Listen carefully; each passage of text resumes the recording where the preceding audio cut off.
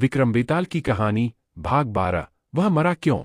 घना जंगल, रात का सन्नाटा और श्मशान की सूनी राह पर राजा विक्रमादित्य एक बार फिर बेताल को अपने कंधे पर लादे लिए चले जा रहे थे।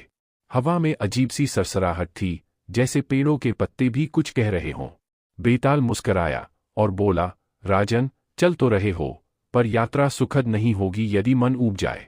लो, एक और कथा सुनो, सोच समझकर उत्तर देना, वरना मैं फिर उड़ जाऊंगा। कथा, अंगदेश का रहस्य और मृगांकवती का श्राप। बहुत समय पहले अंगदेश में यशकेतु नाम का एक राजा राज्य करता था। सुंदर था, सामर्थ्यवान था, लेकिन दुर्भाग्यवश विलासी भी था। राजपाट का सारा भार उसके दीवान दीर्घदर्शी के कंधों पर था। वह बड़ा चतुर, कर्तव्यनिष्ठ और दूरदर्शी था। पर जब उसने देखा कि राजा के कर्मों के कारण उसकी भी निंदा होने लगी है, तो वह मन से टूट गया। उसने तीर्थ यात्रा का बहाना बनाया और चुपचाप राज्य छोड़ दिया। कई दिनों की यात्रा के बाद वह एक शिव मंदिर पहुंचा, जहां उसकी भेंट एक सौदागर निचिदत्त से हुई। सौदागर सुवर्णद्वीप जा रहा था व्यापार करने, और दीवान भी उसके साथ चल पड़ा। रहस्यमयी वृक्ष और रूपवती कन्या। समुद्री यात्रा के बाद व्यापार कर दोनों लौट रहे थे, तभी समुद्र के बीच दीवान को एक आश्चर्यजनक दृश्य दिखा। नीले आकाश के नीचे समुद्र की लहरों पर तैरता हुआ एक कल्पवृक्ष प्रकट हुआ। उसकी शाखाओं पर रत्नजड़ित पलंग था, जिस पर एक अनुपम सुंदरी वीणा बजा रही थी।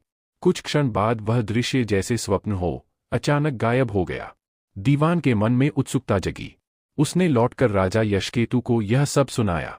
राजा का परिवर्तन और नई यात्रा। इस बीच राजा यशकेतु विलासिता त्याग चुका था। दीवान की कहानी सुनकर उसमें अब भोग की नहीं, सत्य की खोज की जिज्ञासा जागी। उसने दीवान को फिर से राज्य सौंपा और स्वयं तपस्वी का वेश धरकर उस स्थान को चल पड़ा। वहां उसे वही कल्पवृक्ष और रूपवती कन्या वीणा बजाते हुए दिखाई दी। वह कन्या बोली, मैं मृगांकसेन की पुत्री मृगांकवती हूँ। मेरे पिता मुझे छोड़कर कहीं चले गए और मैं अब यहीं रहती हूँ। राजा ने उससे विवाह किया। मृगांकवती ने शर्त रखी, हर माह की अष्टमी और चतुर्दशी को मुझे एकांत में पूजा हेतु जाना होगा, और आप मुझे रोकेंगे नहीं। राजा ने स्वीकार कर लिया। राक्षस, श्राप और भविष्यवाणी। कुछ दिनों बाद चतुर्दशी की रात मृगांकवती पूजा को चली, पर राजा उसके पीछे पीछे गया और उसने देखा कि एक भयानक राक्षस आया और मृगांकवती को निगल गया। राजा ने तुरंत तलवार खींच ली और राक्षस का सिर धड़ से अलग कर दिया। तभी राक्षस के शरीर से मृगांकवती सुरक्षित बाहर निकल आई। राजा ने पूछा, यह सब क्या है? मृगांकवती ने कहा, मेरे पिता मुझसे अत्यंत स्नेह करते थे और बिना मेरे खाए कुछ नहीं खाते थे। एक दिन पूजा में देर हो गई और वे भूखे रह गए। क्रोधित होकर उन्होंने मुझे शाप दे दिया कि अष्टमी और चतुर्दशी को जब मैं पूजन करने जाऊंगी, तब एक राक्षस मुझे निगल जाएगा। मैं उसके पेट से बार बार निकलूंगी। इस शाप से तभी मुक्ति मिलेगी जब अंगदेश का राजा मुझे पति रूप में प्राप्त करेगा और स्वयं उस राक्षस को मार डालेगा। राजा को यह सुनकर अचरज भी हुआ और आनंद भी। हृदय का फटना। राजा मृगांकवती को लेकर नगर लौटा। पूरे राज्य में उत्सव सा माहौल था। पर जब दीवान दीर्घदर्शी ने यह सब देखा, उसकी आंखें भर आईं और फिर उसका हृदय फट गया। वह वहीं मर गया। बेताल चुप हो गया।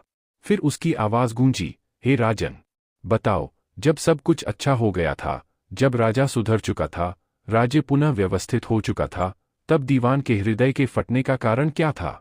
क्या वह ईर्ष्या से मरा, दुख से या भय से? राजा विक्रमादित्य ने शांत स्वर में उत्तर दिया, नहीं बेताल, दीवान ईर्ष्यालु नहीं था। वह नीतिज्ञ और राष्ट्रभक्त था। जब उसने देखा कि राजा फिर एक सुंदरी के मोह में पड़ गया, तो उसे लगा कि राजा का मन फिर से विकर्षित होगा, राज्य फिर उसी विनाश की ओर लौटेगा और उसके अब तक के सभी प्रयत्न व्यर्थ हो जाएंगे। यह सोचकर उसके हृदय की पीड़ा असह्य हो गई और उसी वेदना में उसका हृदय फट गया। बेताल मुस्कराया, उत्तर सही है राजन, लेकिन तुमने वचन तोड़ा। अब मैं उड़ता हूं। और यह कहकर वह फिर उड़कर पेड़ पर जा लटका। राजा विक्रमादित्य ने गहरी सांस ली, तलवार कमर में कसी और एक बार फिर उसी पेड़ की ओर बढ़ चला। आपको यह कहानी पसंद आई हो तो वीडियो को लाइक करें, अपनी राय कमेंट में दें, और अगर आपने चैनल सब्सक्राइब नहीं किया है तो अभी कर लीजिए। इससे हमें ऐसी और कहानियां लाने की प्रेरणा मिलती है। मिलते हैं अगले भाग में विक्रम और बेताल के साथ।